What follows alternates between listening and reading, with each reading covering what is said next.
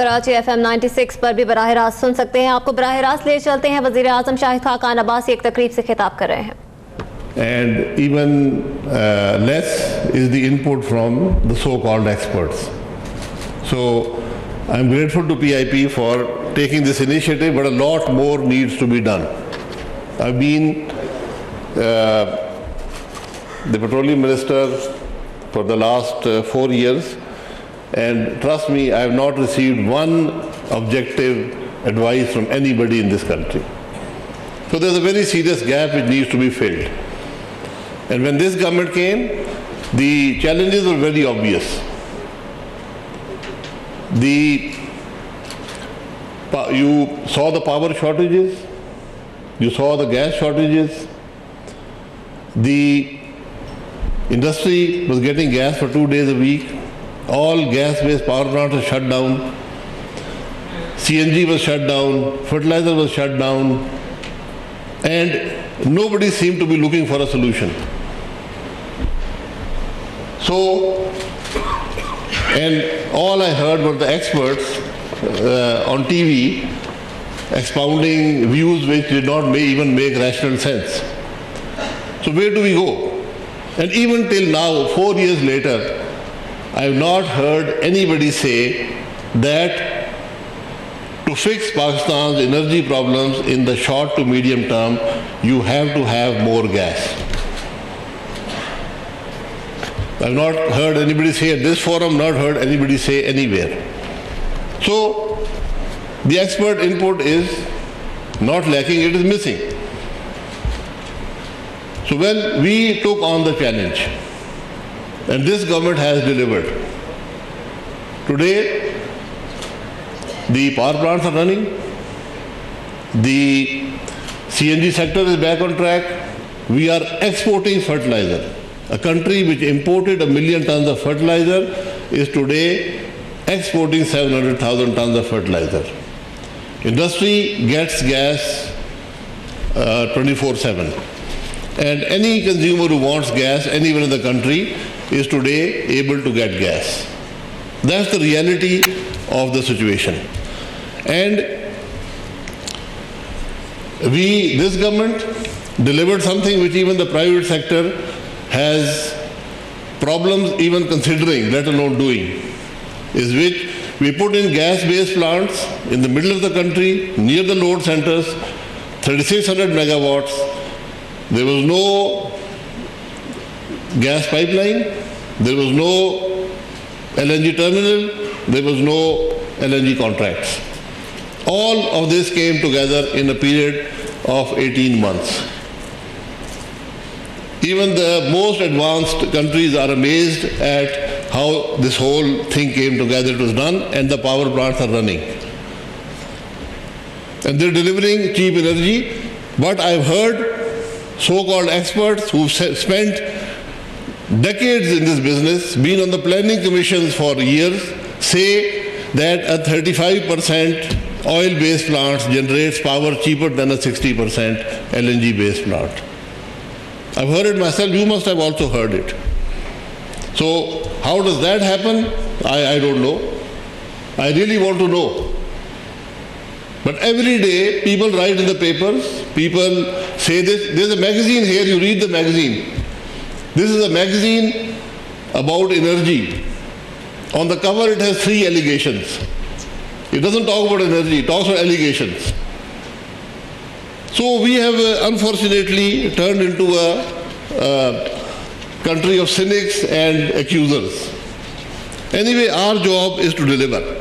E&P efforts were accelerated. We are the first government which did not announce a new petroleum policy. Every government that came in announced a new policy and never implemented it. We implemented the policy that we had. It has its problems. The E&P sector people sitting here will attest to that there are issues. But even in the post-18th Amendment scenario, a common document was developed. The PCAs are going ahead. There are hiccups, but things are moving forward. And for the first time, after a long time, we have the new reserves have 100% replacement has been achieved. It is An achievement. The oil production has touched 100,000 barrels a day. Again, it's a substantial achievement, but it does not solve our energy problem. We still have to rely on imported fuels. So when we talk of a fuel mix, I think it's very important that we let people know that unfortunately, Pakistan even today relies on imported fuel, and even in your scenario, it will continue to rely on imported fuels. There are no miracles, unfortunately. Miracles don't happen. It is hard work, it is the willingness to change that delivers result. And as I said, at least I did not hear of any expert advice for change. So in the E&P sector, some work has been done, more work needs to be done, more blocks need to be out there, more companies need to be attracted. The policy is fairly attractive. There are some issues with implementation. Some have been resolved, some will continue to be resolved, and hopefully we'll get investment. Our own companies, OGDC and PPL, I think they've done some work, but a lot more needs to be done. They have to build efficiencies, they have to deliver more. And from the government side, the mandate to them is very clear. They're not in the profit-making business. Their business is to explore. So that's the mandate we have given them. We have not interfered in their work. Our mandate to them is very clear. They have a management, they have a job to do, they deliver. In the oil sector, there has been a complete, again, you will not read this in the magazines or on the TV shows or in the newspapers, but there has been a complete revamp of the oil distribution and production retail system. For 40 years, Pakistan had a non-standard fuel. We were using 87 RON petrol. The whole world had moved on to 92 and 95 RON. So one day I read in the paper that only Pakistan and Somalia were left using 87 RON, and then Somalia also shifted to 92 RON. So I called all the experts in, and I literally had to beg them to consider this situation. They considered it, but I was told that, and this was in writing, that every RON will add 1 rupee to the petrol price. Well, we achieved the change without even 1 cent increase. In fact, the PSO premiums have gone down by over 30%. So we are buying today 92 RON cheaper than we used to buy 87 RON. So who's benefiting? The consumer is benefiting. Same thing with diesel. Forever we were using 5,000 ppm diesel, 3,000 ppm, 5,000 ppm, killing the environment. Again, no rational basis for using it. Price was the consideration. The whole world shifted to Euro 2, Euro 5, I don't know, even beyond that. But Pakistan continued with, and Pakistan had no plan to change it. I did not hear from the experts on a need to change the fuel. We changed the fuel, it's without 1 cent increase in price. We are now Euro 2, in fact the prices will go down because all the refineries that used to produce the lower grade fuel are shutting down. Differentiated fuels are available in the market today. If you are a high-end consumer, you want a differentiated fuel, it's available in a deregulated environment. And in fact, we deregulated CNG, we have deregulated diesel now, and we continue to move forward. Because if 193 countries are operating in a deregulated environment, why is Pakistan operating in a regulated environment? How can the government determine what the margin of a OMC or a retailer should be? or dealer? How can a government determine dealer margins? I still fail to understand. We asked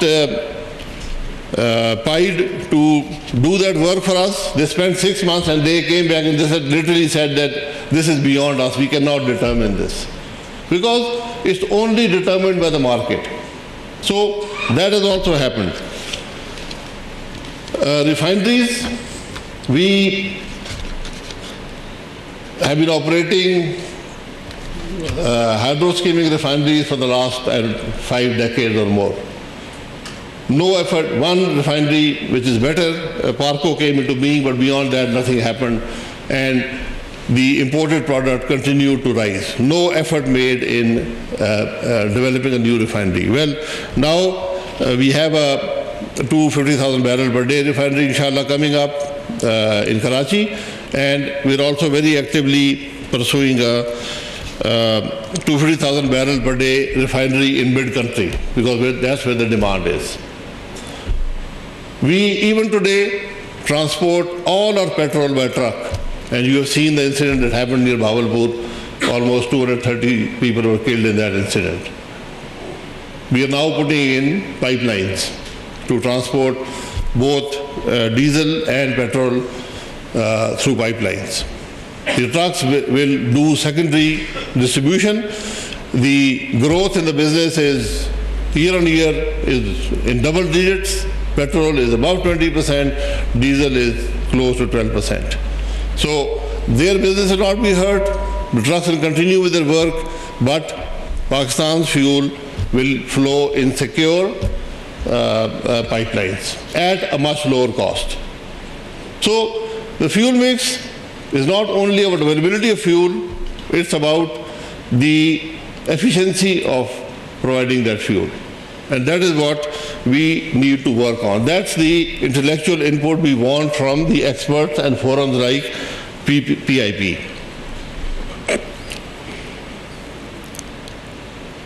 In the gas, as I said, gas is the key to energy in Pakistan. If somebody has a dispute with that, I'm willing to listen.